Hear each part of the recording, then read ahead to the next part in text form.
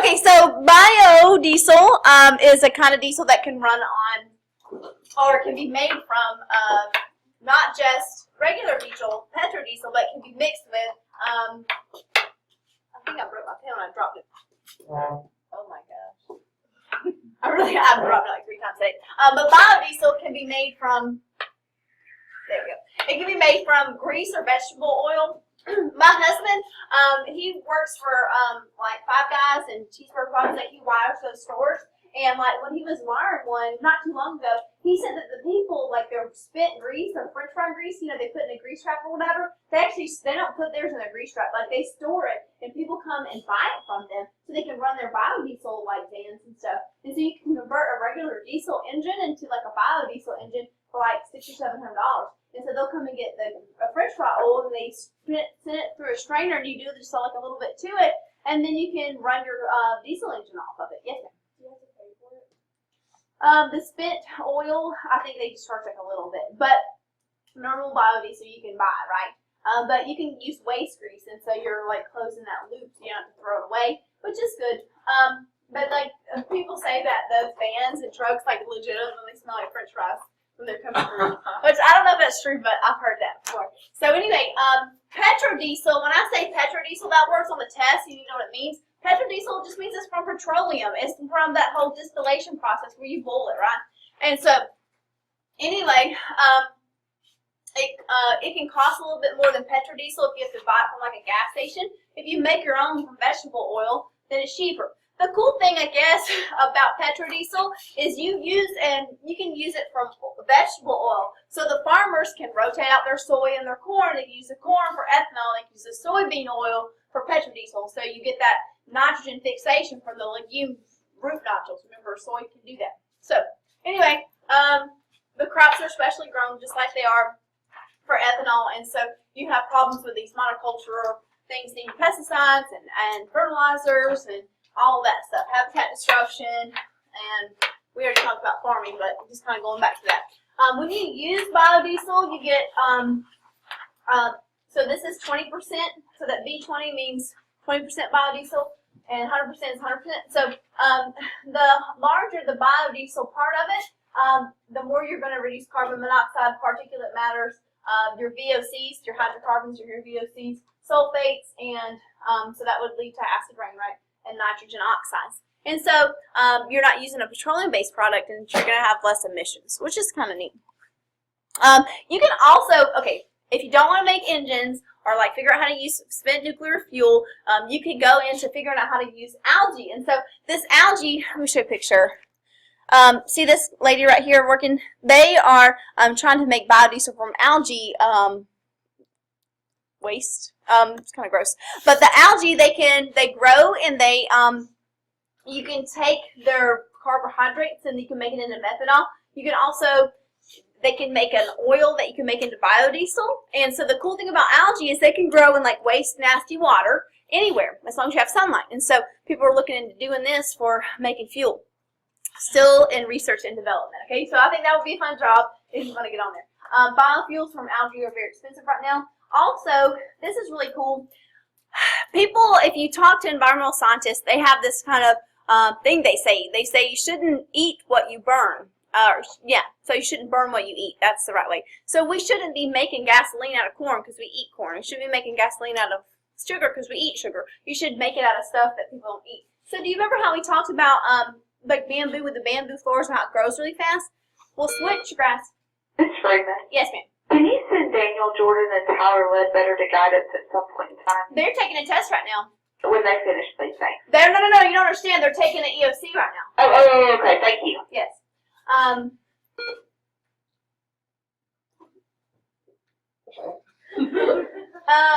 What was I saying? Oh, switchgrass can grow really quick like bamboo, and so we can make that into ethanol, and that would be better. It would be more sustainable. It would be faster to be replenished, and it wouldn't compete with food prices, right? So anyway, that would be good. And so there's switchgrass, and there's your ethanol or biodiesel that you can make from algae, which I think is really neat. It's in theory, biomass is carbon neutral, and the reason it's carbon neutral is because any bit of carbon that's released when you burn it was stored during photosynthesis. That's that's theoretical. But the thing is, when you burn biomass, you've already cut down some trees. The trees decompose or burn, release CO2. And so, if we use fossil fuels to actually grow the crops, then you're putting CO2 into the atmosphere. I actually have like a wood furnace. Like my furnace at my house is built from wood, and so we cut down trees on when our land. When we have trees die, because that happens, we'll chop them up and use them for firewood. Or my husband, since he works in construction, sometimes they'll clear land and they'll just have trees laying around. He'll go get them, and we have like a wood splitter and everything. We put them on the tractor. And so what I'm doing is a little bit more carbon neutral than people like burning ethanol, because I'm taking waste wood basically, and we're putting it in our furnace. So that's how we heat our house. It's kind of a pain in the butt because you have to put water in the heater in the morning and in the afternoon, but my furnace is probably as big as your table. Like, it's that big, and I'm throw wood in there. So, pretty cool. Does it make your house smell like bonfire? Sometimes people will be like, "You smell like fire, Miss Freeman," and I'm like, or they'll tell me I smell like smoke, but then they'll say like in a good way, like a not forest fire. That's not a good smell. Sorry, Smokey Bear. That's what Smokey Bear smells like too. But no, they'll be like, "Miss Freeman, you smell like a bonfire or a campfire, like a good way." And I'm like, okay. So yeah, I guess. But no, I don't think my house doesn't smell like smoke or anything. I know some people, like the old houses, have those. Mm-hmm. And, like, Oh, mine's in my walk basement. inside- Mine's in my basement. Okay. Yeah. You walk inside, it's just like. And I have like a wall of wood, like from here to here, and it's stacked up to here. It's in the basement. We just throw it in. I'll take a picture. I'll put it on Instagram for you. It's like a side plate from here this way, and it's all full of wood, and Yeah. the furnace in the center. Yeah, that's how we do. But this is kind of cool. So is it carbon neutral? Maybe, maybe not. Probably not, because you're putting energy into it. It's not like you just have a tree and then magically everything's fine. Okay, hydroelectric. This one's real straightforward because we've already done it a bunch. What you do with hydroelectric is you're gonna, instead of boiling water to turn the turbine, you're just gonna let the water run through gravity, and it's gonna turn a turbine and turn the generator and all that. So you can you're usually going to store it somewhere, and then how far it falls is how much energy you're going to get. And there's physics. Okay, we don't need to do that, but gravity is your friend, basically. So here is a picture of the inside of a hydroelectric power plant. What we have is, here's the water coming out after it's turned the turbines, and then right here, there's actually the generator. So this is the where we're making the electricity. And then here, that's what I was trying to show you guys. So just kind of review, remember this is called the reservoir. That's where the water is stored. It goes downhill. As it goes downhill, your potential energy converted to kinetic energy. It turns this little turbine right here, and then there's your generator that gets turned, and so that's where we're making the electricity. And remember, we have the environmental problems with the thermal pollution because this water's cold, this water's warmer. Another thing about it, we had talked about this a little bit. When we have this, there's a river flowing into the reservoir, right? And we dam up rivers. When it stops, it drops all the sediment and the organic material on the bottom of the reservoir, and the reservoir can be hundreds of feet deep. And so what sets up down here is an anaerobic environment. Anytime you decompose anything anaerobically, what do you get? Methane. Yeah, and so dams produce huge amounts of methane. They don't make CO2, so you're not burning a fossil fuel. You have to mine coal and destroy habitat to get the fuel. But you do have carbon emissions, not carbon dioxide emissions, but you have methane emissions coming up from the bottom of your reservoir from that anaerobic decomposition. And sometimes scientists have actually studied large dams and reservoirs, and the carbon footprint of them is actually comparable to a coal-fired power plant if you look at the methane, which is kind of depressing, right? Because you're like, it's totally fine and clean, but it's not. So, but anyway, that's how dams work. Cool. This is kind of a smaller scale. This could run like one house, and this is one of your test questions, so I'll make sure I talk about it. This is called run of the river, and so you don't disrupt the river. And so what you do is you allow the water to kind of go through this little pipe, and it's going downhill, so you have your kinetic energy there. And you don't disturb the river, you allow it to keep flowing like it normally would. and you have like a small little powerhouse right here. That's what's called with your generator in it, and you could run your little homestead or your house. And it's decentralized power, so you wouldn't have to have like a big power plant. So this is just small scale though. Another thing is when you have fish trying to, oh, looks good. They're trying to swim up the river to spawn. That's a pretty, it looks like a seashell. When you have them trying to swim upstream to spawn and breed, when you have a large dam like the one I just showed you, they can't do that. And so they actually have to have fish ladders and fish cannons to get them to the other side of the dam. Do you know what I'm talking about? Have you seen a fish cannon? Would you like to? Yeah. Okay. I'll show you. Now don't talk about fish cannons on the AP exam. Talk about fish ladders. But there's I'm trying to get back to where all my stuff is. Okay. I'll show you a video real quick. I would normally wait till break to do this, but like since all your friends are taking a test right now, I think I have it pulled up. I think I had it on YouTube. Hope I did. Let me just stop the video for a second. Did I?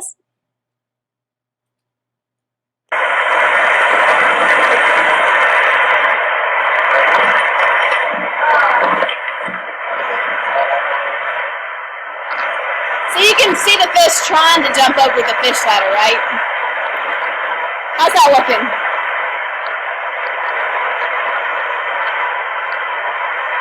Oh, let me make it bigger. Sorry. There.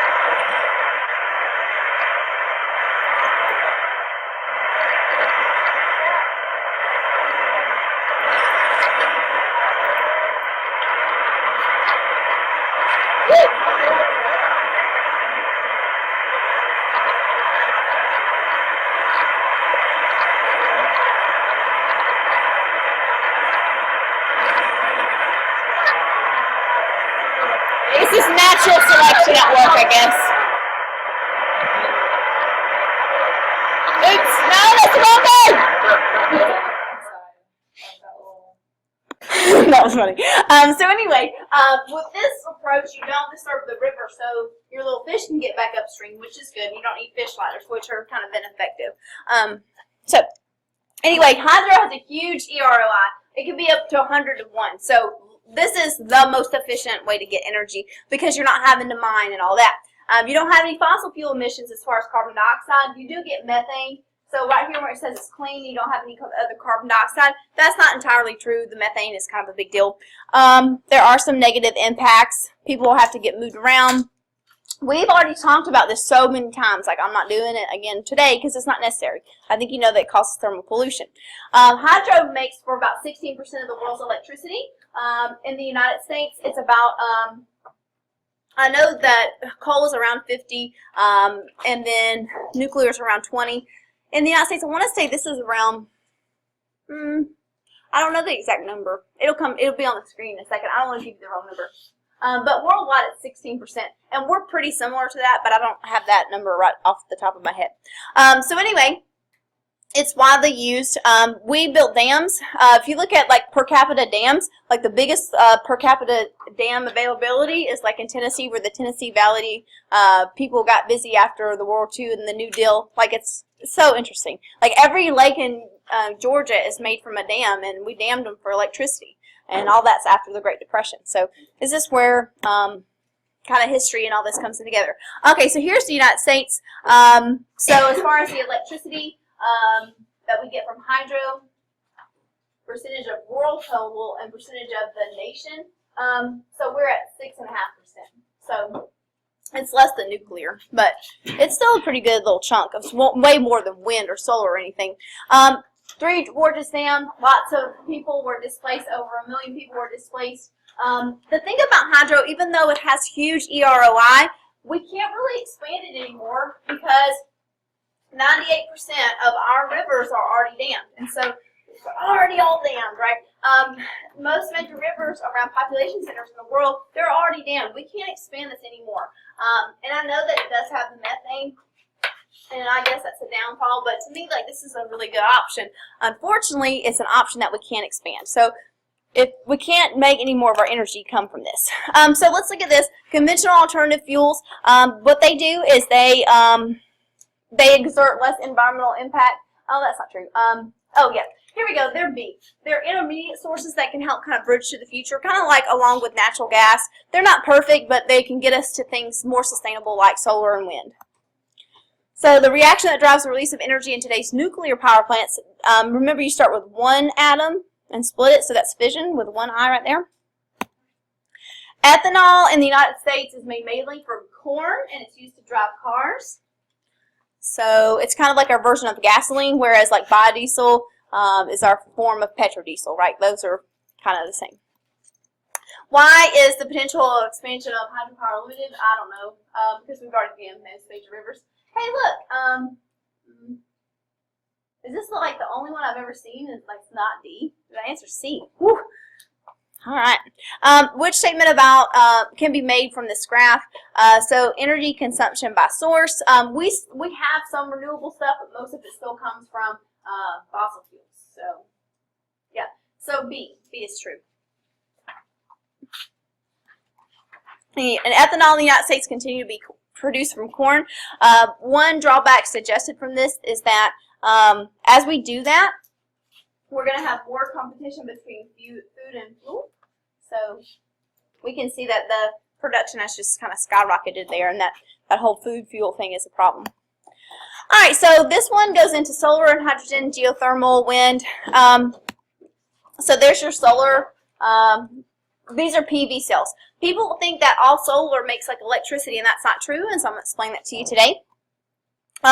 In countries, most countries, if you have PV cells, photovoltaic cells on your roof, and you make too much electricity, more than you need, you can actually feed it back to the meter and get money.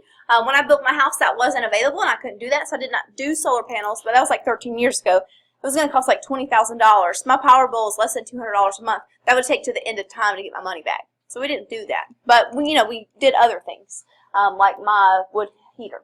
Anyway, these new alternatives are new because they're growing and we need more technology to get them off the ground. They provide about 1% of our energy. They're growing really fast, though. The fastest growing renewable energy source is wind. So, and it's because it has a high ROI, energy return on investment. Its startup cost is lower than solar, and wind is widely available. So,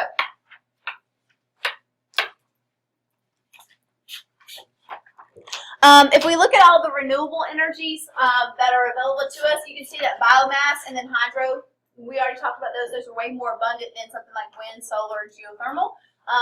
So, as far as the electricity, similar kind of thing. We have hydro, then wind, and then biomass, and this is for electricity. Most of our biomass in the United States is being used for transportation, so you don't see that in this bottom chart. Okay, but the wind and the hydro is there. So anyway, I don't want to talk about that right now. So expansion of new renewables is driven by people are worried about fossil fuel supplies being gone, health problems because of burning fossil fuels, and then climate change is a big one, and that's not on here, but that's a big one.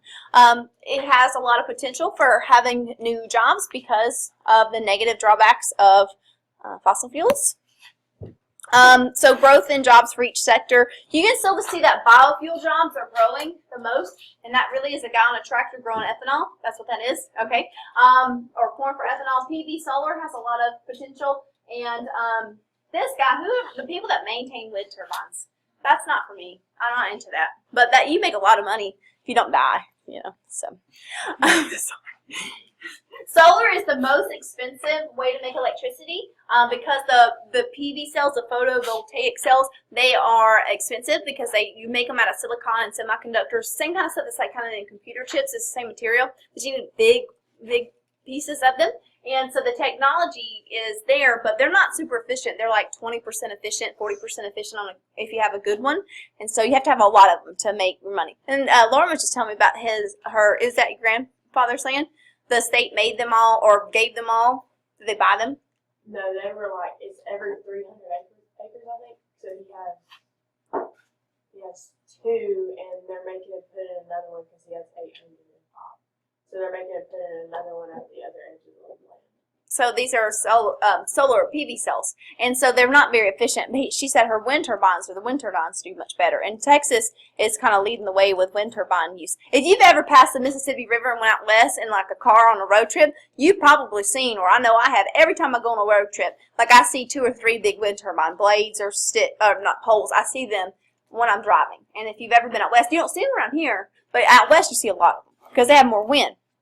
And so there's just not a lot of it. There needs to be more investment going on here. The problem is oil and gas, fossil fuels, have 75 times more subsidies than renewables. Even though we need to put the money here for research, we're putting it to our fossil fuels so that our economy continues to grow and does well. Because if fossil fuels become more expensive, it's going to cost more to produce everything, and so that would hurt our economy, and it surely would. But over the long term, like we thought about long-term things, this is definitely where our money needs to go. It's just like nobody really cares about the future. Everybody wants to be comfortable now, you know?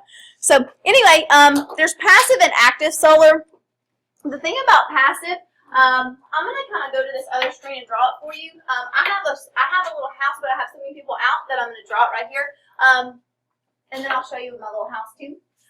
If we get a sun, and the sun, this is winter sun. And then we have, in the summer, the sun is higher on the horizon, and it goes directly overhead. In the winter, it's lower on the horizon, and it's kind of to our south, right? Because the sun is mostly over the southern hemisphere. All right, so let's draw some little house.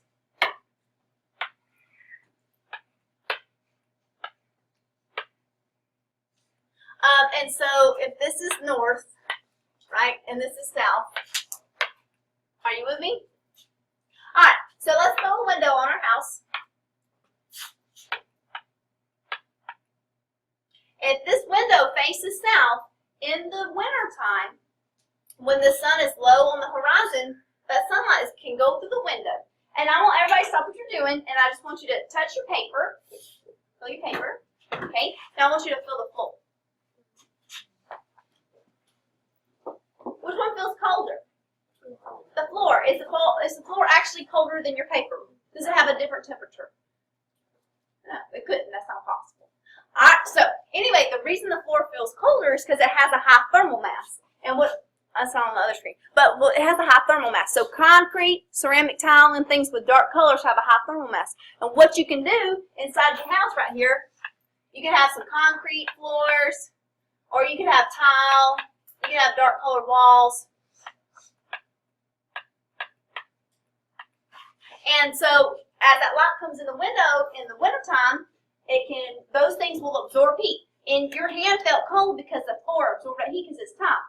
And so if you have tile, it's going to absorb that heat and it's going to release it through the night, and it's going to keep your house warm. And that's passive solar energy. You don't take the energy from the sun and like move it around or anything. You just absorb it and re-release it. So you have kind of like that whole greenhouse effect kind of thing going on, where the sunlight can come in, it's absorbed and re-emitted as infrared radiation, but then it can't get out the window.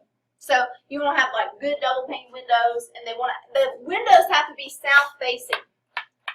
If the window is on this side of the house, you're not getting any sunlight in the window, you see?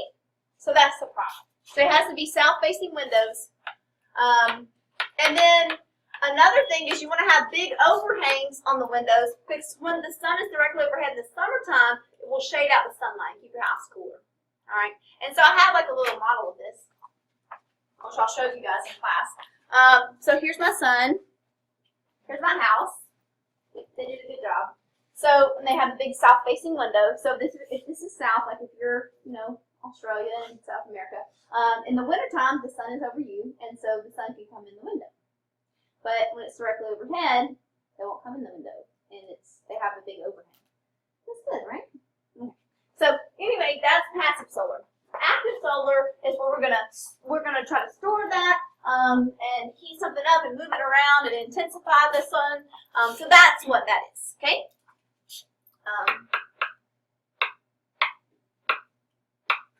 Mississippi's okay. So passive, like I said, it's going to use thermal mass. You're going to have things like brick, concrete, ceramic tile that works, and you're just going to got the south facing windows. And if it was in the southern hemisphere, you would want to have north facing windows, right?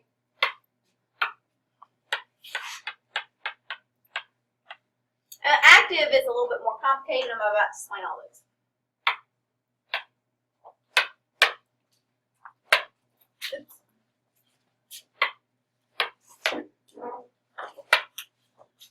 So let's go into active ways of solar. Okay, so active solar, everybody thinks that solar panels make electricity.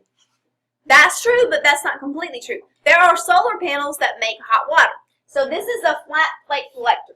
And what you're going to have in this is you're going to put some water, and it can even be something like antifreeze. But if we want to take a shower, though, let's put some water in that. So we're going to put some water in that. That goes on our roof. And then this black material is going to heat up the water, and then it can be stored in a hot water tank. And then you can go and take a shower. So, in Hawaii, when I went out there, they don't have a bunch of oil, coal, and natural gas because they're a little island made of volcanoes. They don't have any fossil fuels because they don't have any fossils. Japan doesn't have any fossil fuels because they don't have any fossils because they're made from freaking lava. You see what I'm saying? That's like, okay, anyway. When I went out there, they had these flat plate ones, and they're not like shiny and glass looking, they're like dark and black. They don't have, like, you can tell they're not the kind that make electricity. And so they'd have this, and then beside of them, they'd have all the solar panels. And like everybody, even like the shanty shack houses had solar panels because the electricity is so expensive. Here, we have a giant coal-fired power plant in the backyard. Like, we have no reason to do this other than you just want to save the earth. Okay? So, anyway, this can make hot water. So this is a flat plate solar collector, and it doesn't make electricity. It just heats water. It's still active solar because you're storing it and moving it around and all this. Okay? Sarah and them, they made this little picture right here. If you're watching the video, they made a power tower, and I'm going to show you that. What you do with a power tower is here it is. So you have these little mirrors, and they move and change angle during the day, and they're going to kind of intensify the sunlight, and they're going to send it to this tower. At the top of the tower is either oil or water, and it's going to be so hot because of all these mirrors reflecting the light there that it's going to be able to boil that oil and water, and then you turn a turbine and make electricity. So that's how that works. You can also intensify the sunlight through a solar cooker. Solar cookers are great for developing countries because they don't have fossil fuel availability most of the time. And they have all the fuel wood problems with having to collect it, and they have indoor air pollution, and they're causing deforestation. And most developing countries are in tropical areas, so solar cookers are a good idea. So concentrated solar, like I said, that's the power tower I just showed you. There's also these little troughs, and I'll show you a trough in the next picture. But basically, you're just taking some kind of like mirror, and you're intensifying the sunlight and shining on some oil or some water, and then it's going to boil and you can make electricity. So there's what I was talking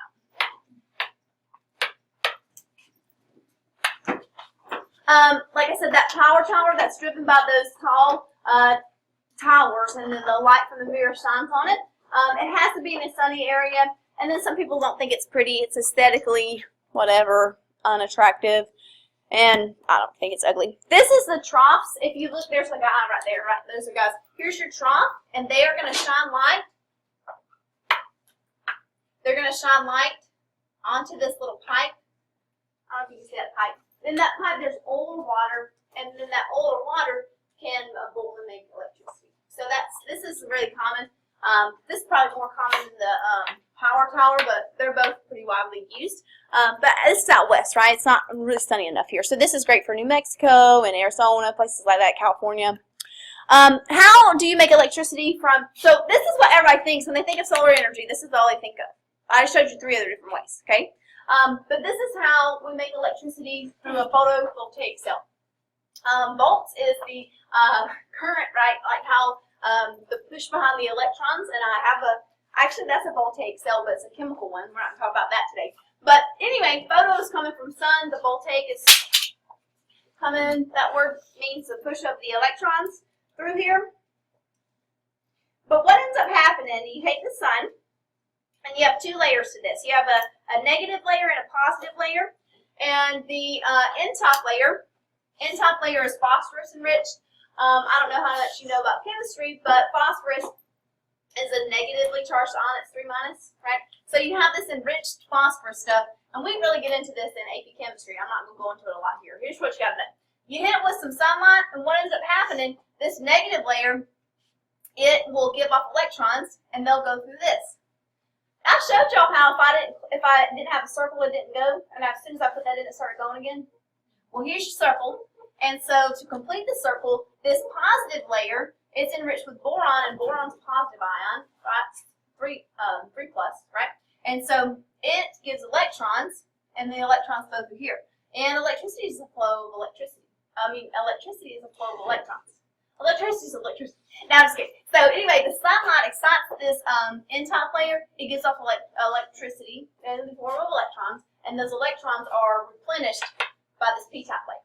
And these are semiconductors. This is the same way the stuff inside your phone works, but it's not driven by sunlight. It's driven by the electricity for your battery. But this is all kind of the same little bubble. Anyway, that's one little cell.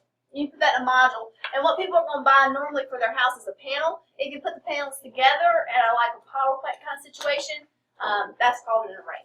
So anyway, it's all started from the sun. The sun excites that top layer, and the electrons start flowing, and the electrons are replenished from this bottom layer, basically. Is that okay? So anyway, that's a PV cell. Like I said, the P is coming from photoelectric, and the voltaic is the actual drive of the electrons. And so these little tiny things, if you have a solar power calculator, that's a PV cell. And so they're arranged in these modules and arrays at power plants. They're made of silicon, and so when it's enriched with the boron and the phosphorus, it's a semiconductor. And that's, yeah. So I think that's all we need to know about that. I mean, I can talk about this all day, but I won't. So you have thin film ones. They can be less efficient, but they're cheaper. And I don't know if you've ever seen, like, there's a viral post where, like, you could have a solar-powered road. Have you ever seen that little video? You're like, oh, we could pave our roads with this and then have electricity forever. That's the thing. So you could use this to make shingles and all that, and just add it to the materials that you're already paving things and covering things with. So net metering, this is where if you have solar panels on your house or whatever, you have your own wind turbine, you could feed the electricity back to the power company and get some money. And so that's pretty cool. The price of solar panels has gone down and production has gone up. Crayola has a factory out west. I think it's in, I want to say it's in California, but it's totally powered by solar. So that's cool. Saw it on a box of crayons, and I looked it up, and it was legit. China leads the production in the world in PV cell production. We rank 5th. We need more tax breaks and subsidies, but we're giving it to oil and coal, so whatever. And fracking and natural gas. So it uses no fuels, so you don't need to put in anything to this. It's quiet, has no moving parts. So like wind turbines are loud. They're not really that loud, but they have moving parts, and solar doesn't. And solar doesn't require any maintenance. Like, there's a guy that has a pump from that wind turbine and replace the oil on that. You know what I mean? So this no maintenance after you put it in. The thing cool about this is it's local and decentralized. You don't have to have a power plant to make this work. And so many, well, actually most, like medical buildings, like little community, I don't want to say hospitals, but community clinics in the developing world in Africa, for example, like when they don't have a power plant, they'll have solar panels. And they'll have like one solar panel that will run their one refrigerator that keeps their antibiotics cold and fresh. And then like no other electricity anywhere in the village. It's kind of messed up, but that's how it works. So at least they can have refrigerated medicine. So anyway, it's really, the thing is, we can't afford solar panels here. Developing countries, how are they going to just be able to have everybody have a solar panel? So, you know, they're expensive, and so the price needs to come down a little bit. Developing nations, they can use the solar cookers. Those are cheaper, and that would be something they could do to be able to cook their food, and also to purify the water if they need to boil their water. It would be cheaper. So anyway, Germany leads the world in sun, even though it's not very sunny in Germany. Another drawback of solar is that it's intermittent, and when I say it's intermittent, it's cloudy sometimes, and sometimes it's nighttime, and so you don't have solar all the time. So you have to have a battery, or you can actually use the electricity from the sun to pump water up, and then use water to turn a turbine to give you electricity. But anyway, bottom line, you have to have some kind of storage device. A battery would work. Batteries to store a lot of electricity, like in a hybrid or in this situation, those are really expensive. So that's why hybrid cars cost so much. But if you see our availability of sun and for solar energy, Hawaii is pretty good, and so is the American Southwest. There's Germany, the world leader in solar power. That's how much sun they get. The amount of sun is about the amount of suntan they all got. So they're beating us. That's hilarious. They get more sunlight than Alaska. Do you see that? That's, yep. Okay. Seemed like they would have went into something else. Germans there. Anyway, upfront costs are really high. It's like I said, it was going to take us about 20 years to break even. We did the math. And they're really inefficient, but they're getting better. And again, we just need to put a little bit of time and money into research and development. So anyway, wind. Please don't call it a windmill unless you live in Denmark and wear wood shoes. It's a wind turbine, okay? No, unless you live in the country with the red tulips, you don't get to call it a windmill. Just kidding. But we can make energy from that. A wind turbine is that thing that you think is a windmill. It's a wind turbine, okay? Thanks. And windmills, like in Denmark, have been used for hundreds of years to pump water. But as far as making electricity, the first one happened in Ohio in 1880, so this is something that's been around for a minute. They're cheaper than sun and solar, so that's cool. And we put a bunch of them up together. That's called a wind farm, and they can rotate and change directions based on the wind. So that's called yawing. So they can kind of rotate. So they're not stationary. The top part of it can actually move around based on it. So you know all about this by Elizabeth. I'm an expert in this. And so here is a wind turbine. The blades are out there, and they actually made like a really cool little model of a nacelle. That's it. It's the inside. And so there's your turbine, and then inside of it, did you all guys all get to look at this? So inside it has a gearbox. Inside there's like a gearbox, and it kind of works. I'll pass around. Inside there's a gearbox, and what it does, you know how like if you ride a 10-speed bicycle, you can be moving your legs kind of slow, but the wheels are turning or fast, and it's, you know, it kind of compounds your the energy you're putting into it. The same thing kind of happens inside this gearbox. And so the blades are spinning kind of slow, but then what ends up happening inside with the gears is they compound it, and they actually, if you take the energy from the blades, it ends up being that to a power of 3. Like you get the energy cubed because of the gearbox of compounding that rotation. And remember, the rotation is what's powering the generator. So that's pretty cool. Anyway, that's actually one of your test questions. Because you're taking the energy and what you actually get out gets cubed, you get significant energy increases with a slight wind change. So on your test, you have a question and it says, what % more electricity can you get out if the wind goes from, and I'm not going to say the right numbers, so I'm going to give you different numbers, but if the wind goes from 4 miles an hour to 5 miles an hour, what % increase would you see in electricity production? So let's work that out, okay? So if these things are cubed, right? If the wind's going 4 miles an hour, 4 cubed is 4 times 4 times 4, so that's 64. Alright? And this is units of energy. We're doing it a % increase, so it doesn't really matter. But if it goes from 4 miles an hour to 5 miles an hour, this is 125 units of energy. Do y'all remember how to find % change or % increase? What's the formula? It's on the test. Phi over I, ringing a bell? So final minus initial over initial. It started at 4 miles an hour. So that's our initial, right? So that's my 64 and my 64. The initial was, oops, I messed that up. Sorry. Oh, that was right. Yeah. Oh, sorry. I'm going to quit my job. So my final is my 125, and so if I do the math, you know, we basically get about 60, what is that, 60? It's about 1, so it's going to be 100%. 61. Yeah. Okay.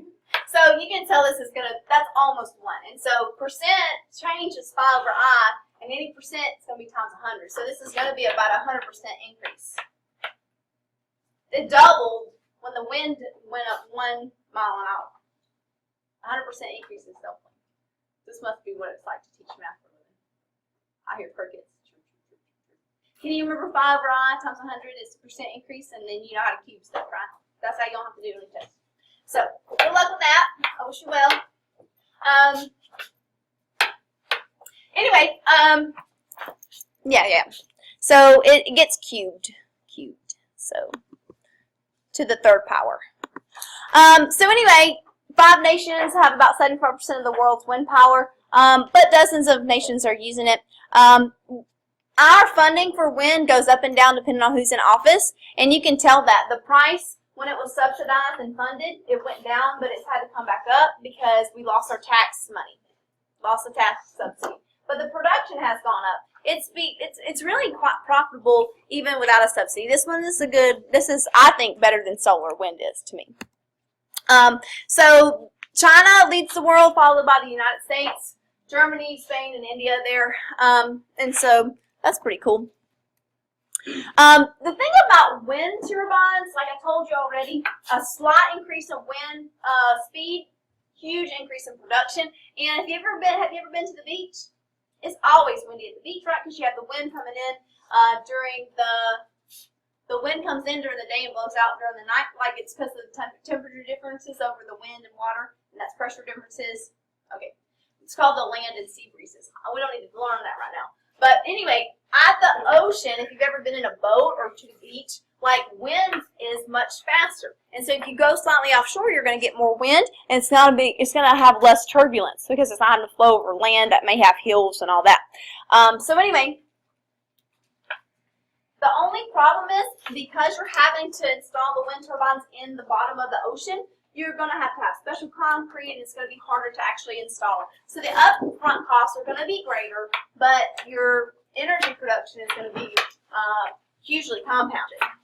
So, like I said, you can put them in the ocean there, but then when you go to put these in, that's going to be a little bit more difficult than putting them in the ground. The EROI, the energy return on investment, is 20 to 1. You don't have any gas byproducts, no carbon, sulfur, any of that. They don't need water. All these other things that we've been talking about need water. Solar panels don't if they're the electric kind, but everything else needs water. You heat water, you turn a turbine. You make it down and the water turns a turbine. This doesn't need any water. So in dry areas where water availability is a problem, you don't need water.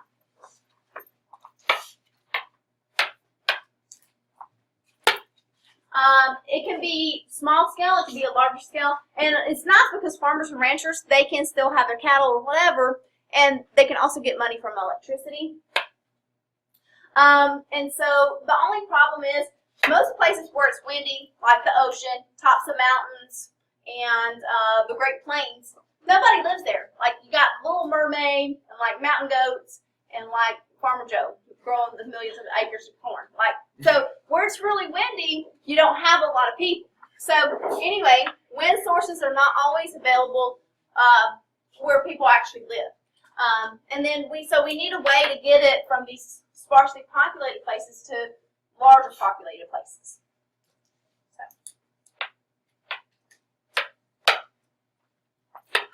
So if we look at wind availability, it goes down from the middle of the United States to the Great Plains. See the dark colors? And then look at the coastlines where it's ringing the perimeter, the dark colors. So most people do live on coasts or near bodies of water, so that's promising.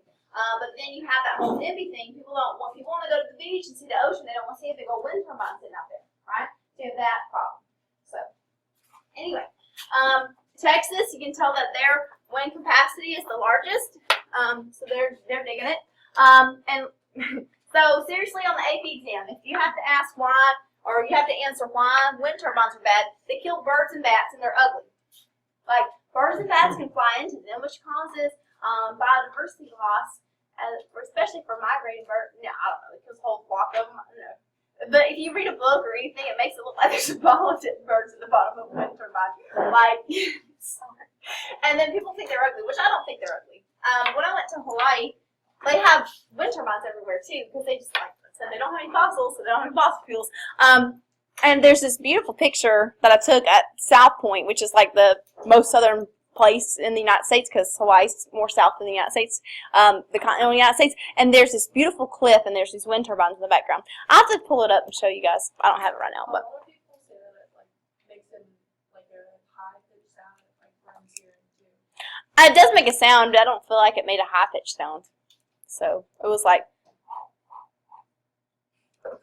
So anyway, I guess if you live somewhere where it's windy, you probably hear like the wind sometimes. So, alright, geothermal. Geothermal is the same kind of deal with coal and nuclear. You get some hot water, you make steam, you turn the turbine turns the generator, which has magnets and cool wire, which sets off a flow of electrons. So anyway, geothermal, they can make hot water and steam, but they can also make electricity. This is great for Iceland. Iceland is also a huge volcano that's full of lava. They have no fossil fuels. As far as the United States and where we have the availability of geothermal, it's mostly out west. You have the hot spot above Yellowstone, and then there's some other kind of geothermal places. There's some hot springs and stuff in Arkansas. Same thing up here. So there's some availability in Southern California. That's near the Brea tar pits and stuff. So this is all kind of connected. Anyway, what you do with this is same kind of thing, right? But you have an aquifer, right? And the aquifer is near magma, and the magma is going to heat the groundwater, and then the groundwater is going to be under pressure, and then when the pressure is released, it's going to make steam. Steam is going to turn the turbine.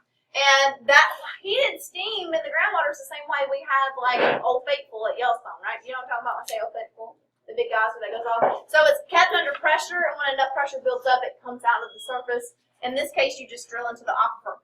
Problems with this is that you're pulling this hot water out of the aquifer. At some point, you are going to run out of water in your aquifer. And what's happened in places in Iceland where they do this, they pumped wastewater into their aquifer because they overdrew the water to get the electricity. Also, I don't know if you know this, when you have a geyser, if you have an earthquake or something, it can make your geyser not function like it used to anymore. It changes where the magma is under the ground. Or it can also change how the water table, where it flows and where the top of it is. Because it may cause some water to flow through cracks, or it may make new cracks. And so you could build this multi-million-dollar power plant, have an earthquake, and then your power plant wouldn't have any hot water, and it wouldn't be able to function. So you have some downfalls. Another thing is volcanic gases contain hydrogen sulfide. Hydrogen sulfide can make sulfuric acid out of it. So all your stuff can get corroded from that.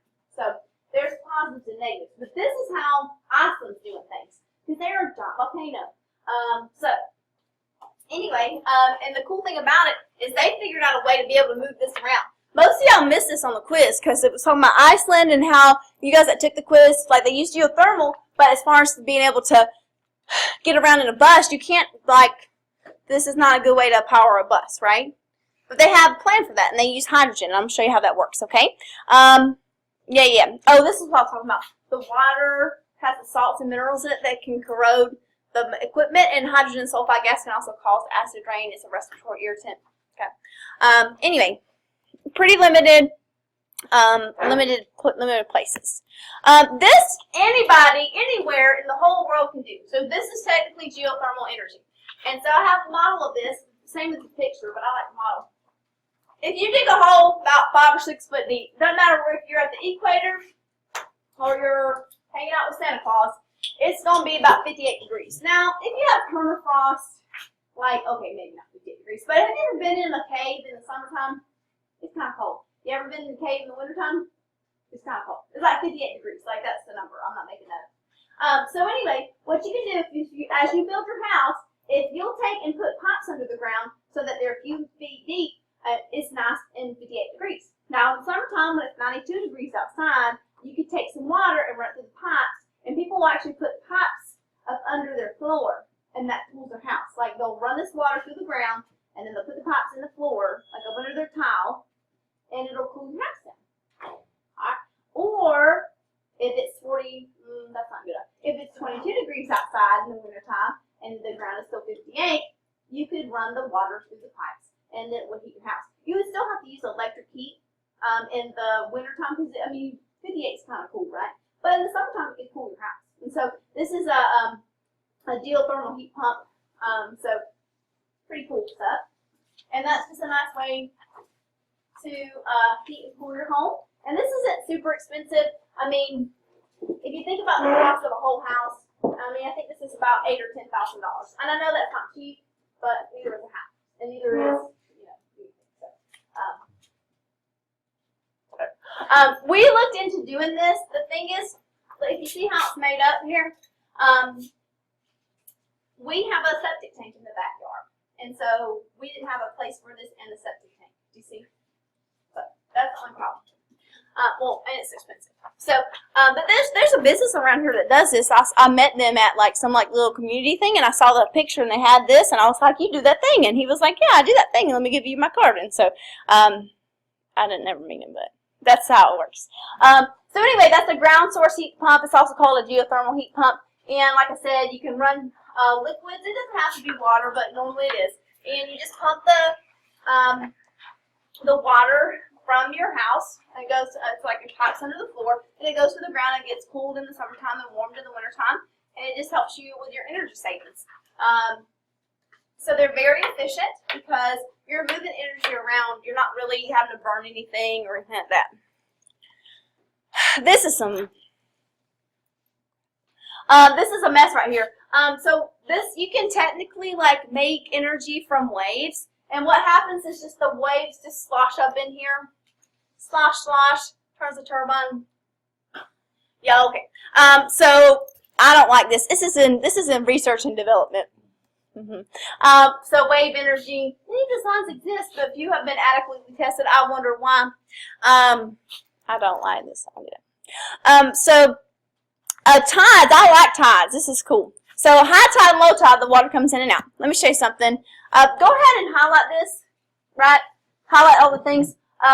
The water gets trapped, it comes in and out, it doesn't make pollution, but you basically take a bay and you totally disconnect it from the ocean. So let me show you what I'm talking about.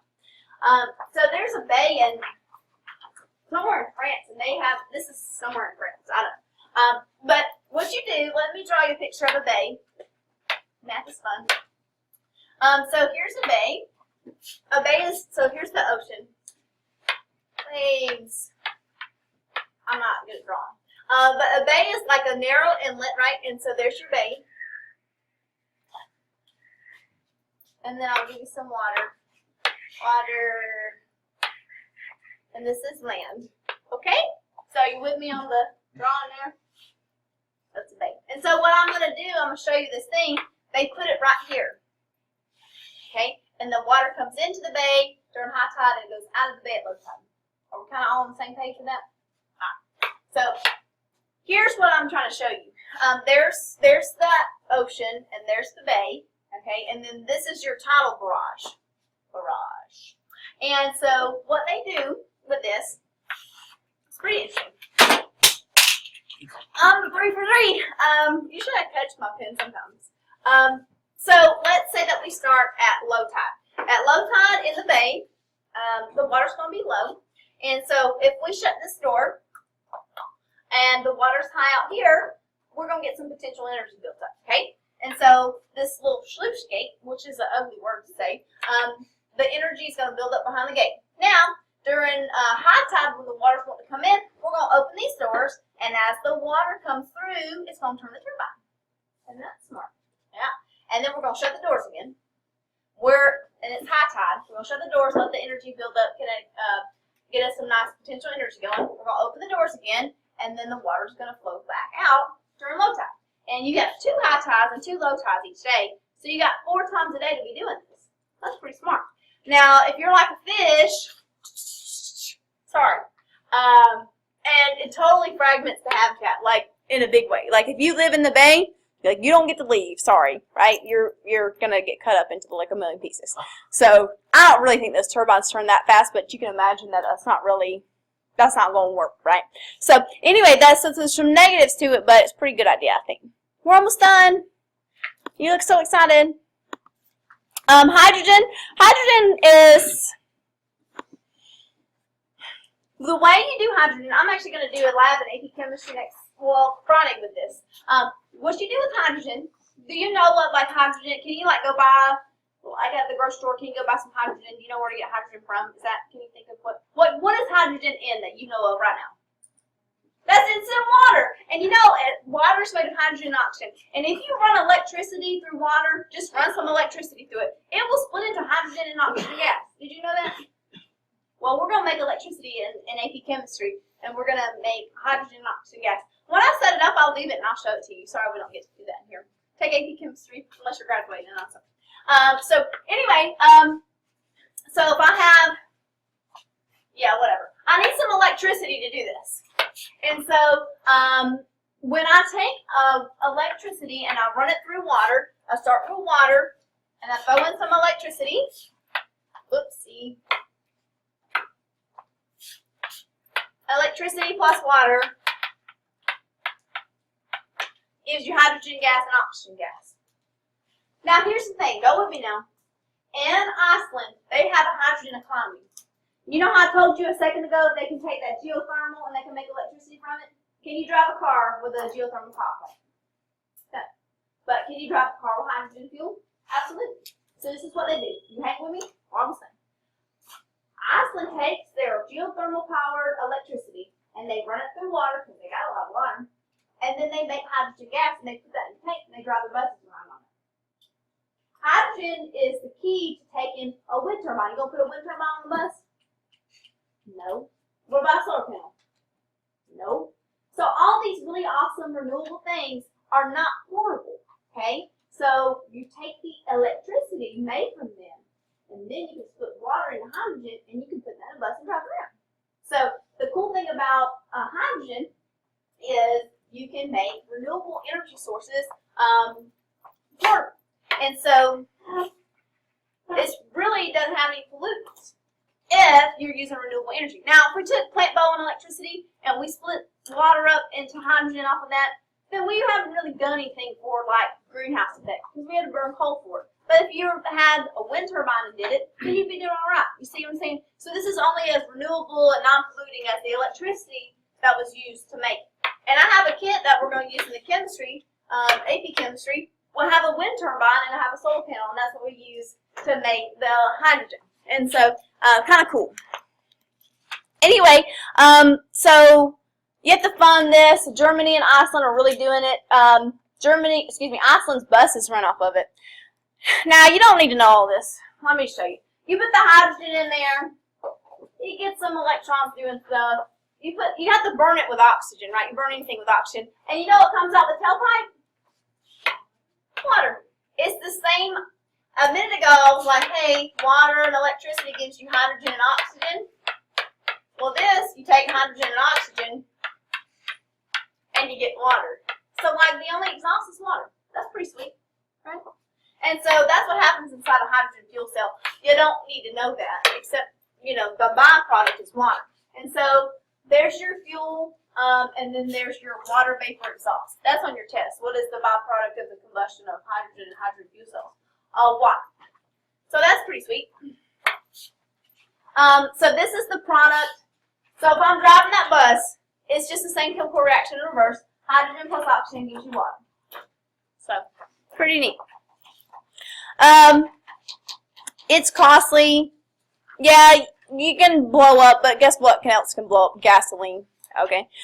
You don't make any greenhouse gases, no pollutants. It's no more dangerous than gasoline. You can recharge the tanks with more hydrogen. Yay, we did it! Which of these is not a benefit of solar energy? It's definitely quiet. It doesn't have any moving parts, so A is not, okay? The thing about moving parts is the wind turbines. Wind turbines have moving parts, okay? When would geothermal energy not be renewable? It would not be renewable when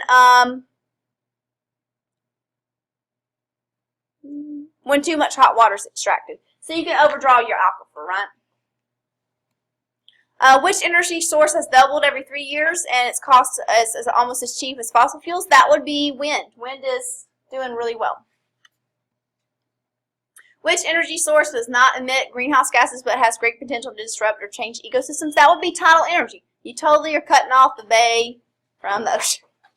and cutting up the fish too. What is major drawback of hydrogen? So hydrogen is, if you use fossil fuels to make your hydrogen on B, then it's going to pollute. So you have to have renewable clean energy for hydrogen to be clean and renewable. What conclusions can you draw from this graph? The production of PV cells has grown and the prices have decreased, so I guess that would be A. And then what about these maps for wind? This is wind and this is geothermal. And so if you look, coastlines have awesome wind. Midwest and the Great Plains have good geothermal, no. The East Coast has, no. So California actually has some geothermal and wind. So the answer is B. Yay, we did it. I'll look up how you can light your water on fire now. So I was trying to play this there. Oh, I can't. So yeah, this fish cannon. Fish cannon shoots salmon upstream. Don't talk about fish Chinook cannon on the salmon AP swimming exam. upstream Fish in Maine ladder. have been having some problems. Humans have been constructing dams that block their migration routes, making it harder and harder to get upstream and breed. One company has come up with a new device to help salmon on their journey, and it involves a cannon. The salmon cannon is a pneumatic tube that helps fish pass man-made water obstructions like dams and shoots them upriver. Hydroelectric dams can cause barriers for salmon migration as the fish need to swim upstream to spawn. A new invention, a salmon cannon, can shoot fish upstream over the obstacles. The vacuum This is a sucks real the salmon thing. in, They really and then the do elevated this. pressure behind the fish pushes it forward at about 15 to 22 miles per hour, or 5 to 10 meters per second. The pressure per square inch used to launch the fish also causes little or no scale loss. The idea came from transporting livestock and perishable products like fruit.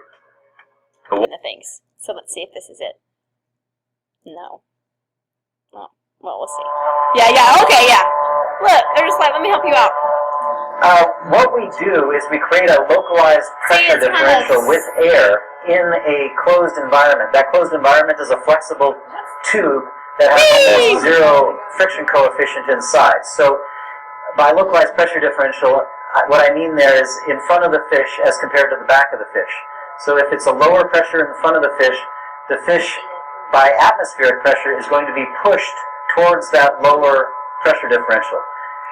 And so what happens with the live fish, they also think that they're in about 30 inches of water. That's the pressure that they feel in there. And so they actually start to swim right in the tube. And so you can see that in the video. It's like a slip and slide going uphill.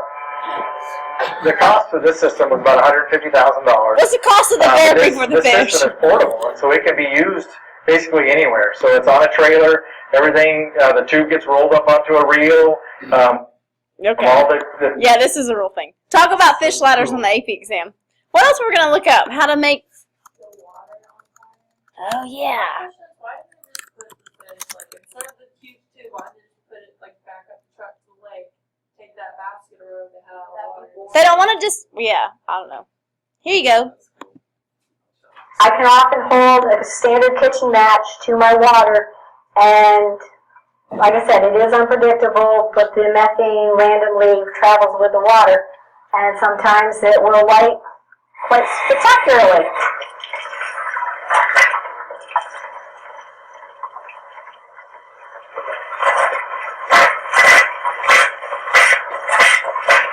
Just like that.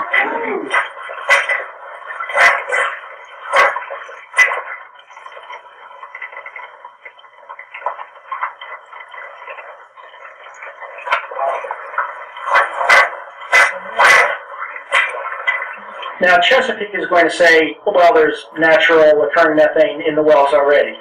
What do you have? What's your reply to a comment like that? My reply is that their post-fracking test, their own, the methane tested 0.01 milligrams per liter, and since July of 2010, it has tested as high as 64 milligrams. Versus 0.01. So obviously something has changed. And usually you can When they're when there's dissolved gases in water, it turns white like this. Like I do a lab that makes oxygen, and the water's white until you shake the water up, and then it'll be clear again. But like the thing about fracking, what's going on is that when they hydrofrack, they put so much pressure on that shale, and it breaks open, and so the gas comes out and gets into the aquifer. Well, if gas is getting into the aquifer, the fracking fluid is probably also getting into the aquifer, and the fracking fluid has stuff like benzene. Remember we talked about benzene being a carcinogen. So there's like 500 different chemicals. I'm not exaggerating, but benzene is an easy one to remember, and it's carcinogen. So there's that. And so, yeah. We don't have to keep watching stuff. Oh, we have to figure out how to make, so it would be fusion. Fusion on Earth. We're close. Do you think we're really close? We should watch it. After this, I'll leave y'all alone unless You guys, humanity is another step closer to harnessing the nuclear powers of the sun.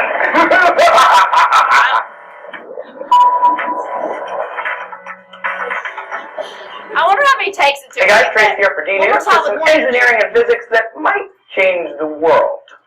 A lot of time we get you on here and we talk to you about those things. They're more conceptual and sometimes really complicated and kind of jargony. But this, oh man, this is juicy. This week, scientists announced that they can produce mini suns. Seriously, for real this time. I know. They've been saying, give us 30 more years and we'll have it. They might have been closer than they thought. We are close to solving the mystery of fusion power that keeps the sun going. While nuclear fission gets a bad rap, nuclear fusion is completely different. It's one of the holy grails of science. Fusion offers a near-limitless, pollution-free, cheap source of energy. The deuterium to power the reaction, harnessed from seawater, and its waste is the super rare helium-3 or helium-4, or perhaps more deuterium. Plus, ideally, hundreds of times more energy than we put it in. No big deal. The best part? We get all of this with no more radiation than we're exposed to in an average day. Fission involves using heat and pressure to split an isotope of uranium. Fusion involves combining two atoms into one. Both release huge amounts of energy, but the whole fusion thing, so much more efficient. The National Ignition Facility has used 192 laser beams to create an X-ray pocket inside of a 77-ton machine. The pocket superheats the hydrogen-deuterium fuel and excites the particles. As hydrogen has a positive charge, atoms normally repel each other. But inside that pocket, as the small piece of fuel burns at 100 million Kelvin, they move so fast they slam into each other, fusing and creating new atoms, releasing massive amounts of energy in the process. This is amazing stuff. Well, these scientists have confirmed that they can create this reaction for a microsecond. They can't sustain it. And without sustaining it, they won't be able to use it to create electricity. They say we haven't perfected that little pellet of deuterium fuel. It's microscopically uneven, and those imperfections cause it to burn up too quickly. But never mind that. Even though we're not sure how it works, the EU, the US, China, India, South Korea, and Russia are all funding a single fusion plant in France, separately from the NIF.